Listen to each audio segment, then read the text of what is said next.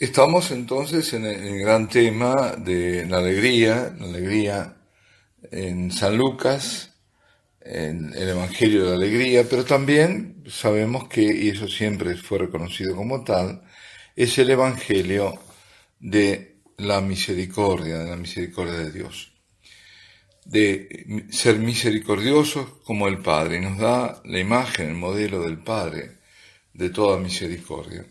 Y la misericordia toma rostros por eso diferentes, expresados por distintas palabras que lo traducen. La misericordia, la bondad divina, que es una forma de manifestarse, la bondad es la misericordia, la fidelidad de Dios a su diseño de amor. La palabra griega que expresa, una de las palabras griegas, la misericordia es eleos, de ahí viene Kyrie eleison, ¿no? Y eso en griego, y en hebreo, gesed. El término utilizado es el mismo por el cual Dios se revela a Moisés en Éxodo 34:6, cuando dice, Dios de ternura y de piedad, rico en gracia e infidelidad, es una de las traducciones. La traducción por ejemplo, de la Biblia de Jerusalén es Dios compasivo y misericordioso, rico en clemencia y fidelidad. Sí, misericordia, ternura, fidelidad. Por la invocación, nosotros, por ejemplo, bueno, como decía, del acto penitencial al comienzo de la misa, decimos Señor, ten piedad. Señor, ten piedad. Cristo, ten piedad. Señor, ten piedad. Kyrie eleison, Christe eleison. Imploramos esta misericordia, esta piedad al comienzo de la misa y luego, antes de la comunión, también o cantando o se dice sin el canto del Cordero de Dios. Agnus Dei, miserere nobis, esa es la palabra también, miserere, misericordia, piedad, ten piedad de nosotros. Desde el primer capítulo de San Lucas, en los cánticos del Magnificat del Benedictus, aparece también, 4 veces aparece la palabra. En Lucas, los que quieran constatarlo, 1, siempre el primer capítulo, en los versículos 50, 54, 58 y 72. Y se lo vuelve a encontrar en la parábola del buen samaritano.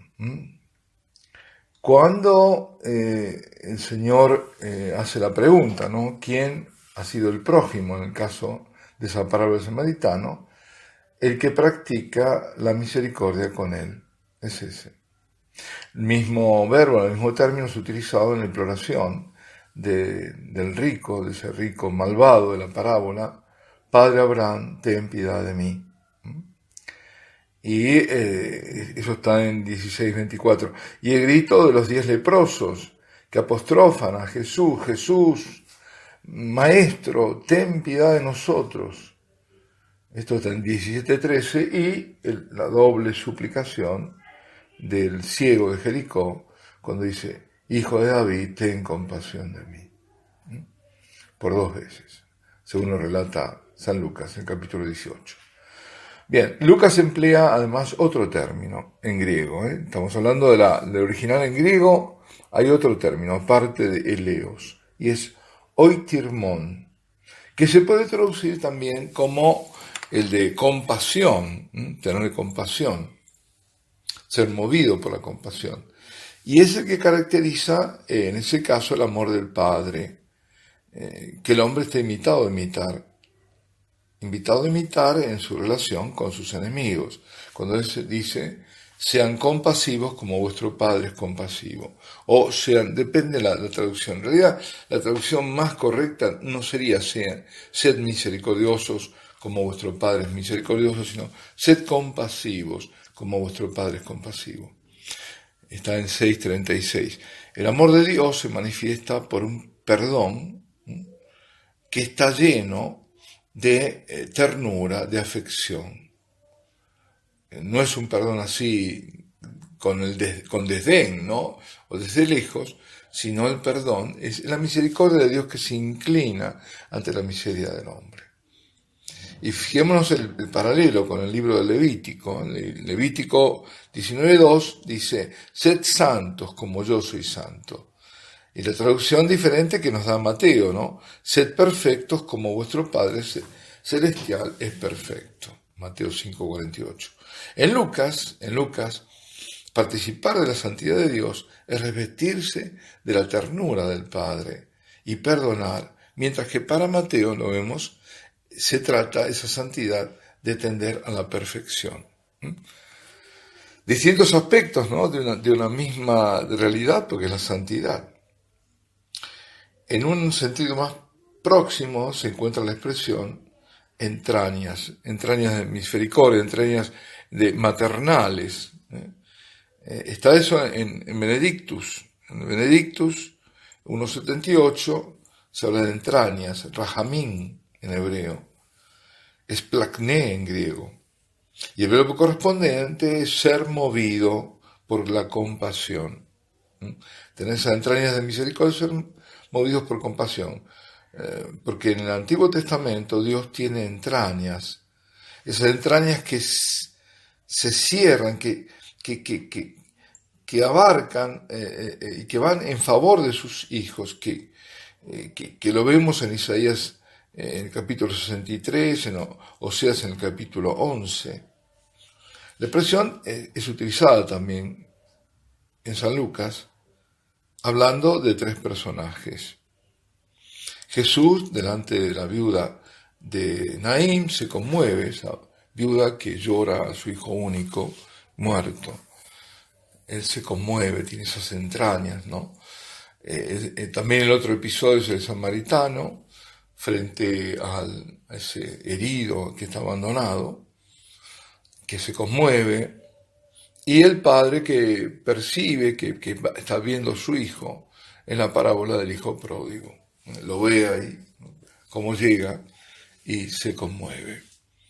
Jesús atribuye al Padre Eterno este sentimiento, que es un sentimiento profundamente humano, y los aplica también a los hombres en las parábolas, y sobre todo Él los hace propios, ¿no? Los traduce en gestos de ternura, el amor de Dios que salva, que perdona en Jesús. En Jesús Dios visita a su pueblo. Eso lo dice San Lucas, ¿no? Y esta misericordia es la actitud permanente de Jesús que sana los cuerpos, que sana las almas. Y Él enseña de manera eminente, sobre todo en el capítulo 15 que lo hemos comentado, ¿no?, que es como el concentrado de ese Dios misericordioso. El modelo filial de esta misericordia aparece con una fuerza excepcional en la contemplación de Jesús en la cruz. Ahí está la misericordia de Dios. Lucas, prestemos atención que Lucas es el único evangelista en recordar, en evocar a Jesús implorando al Padre por el perdón de sus verdugos, de los que lo están matando. Padre, perdónales porque no saben lo que hacen. Eso es de Lucas 23:34. Y prometiendo también la salvación al buen ladrón. Hoy estarás conmigo en el paraíso.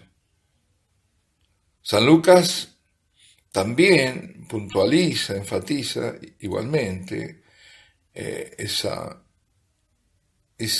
mirada y esa mirada de perdón que Jesús le lanza a Pedro luego que él lo ha renegado. Igual que cuando cura la oreja del guardia ese que le había sido cortada, ¿no?, cuando lo arrestan a él. Por la misericordia revelada en Jesús, Dios nos enseña a volvernos hijos suyos. Sed misericordiosos, entonces seréis hijos del Altísimo, porque Él es bueno con los ingratos y los malvados. Y luego tenemos, ya estamos casi llegando al hijo pródigo, ¿no? Sobre todo el hijo pródigo, también capítulo 15, o esa parábola que también, esa pieza maestra de la literatura, que es también debería ser llamado el Padre misericordioso. Justamente, detengámonos por un instante delante como decían, el texto más maravilloso del Evangelio, y no solo de toda la literatura, que es sobre la misericordia de Dios. La parábola del padre y de los dos hijos, porque están los dos hijos. Nosotros siempre concentramos con el pródigo, pero los dos están ahí.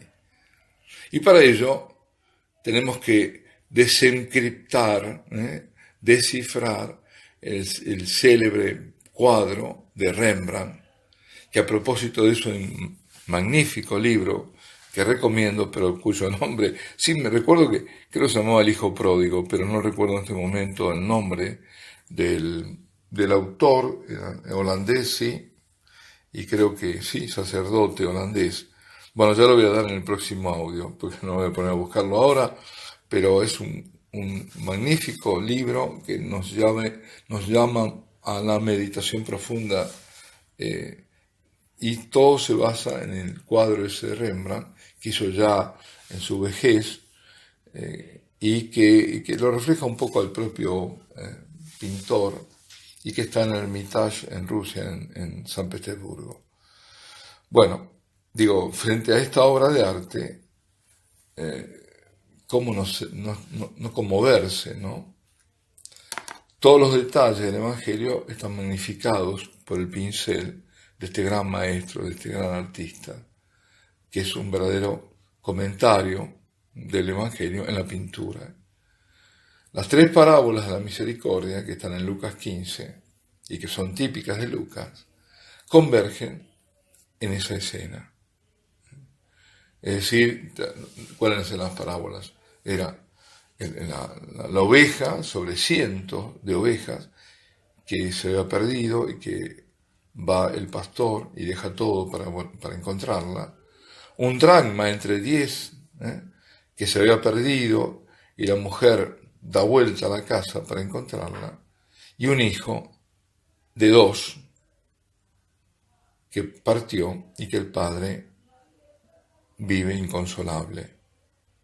Porque cada uno, queridos hermanos, es único ante los ojos de Dios.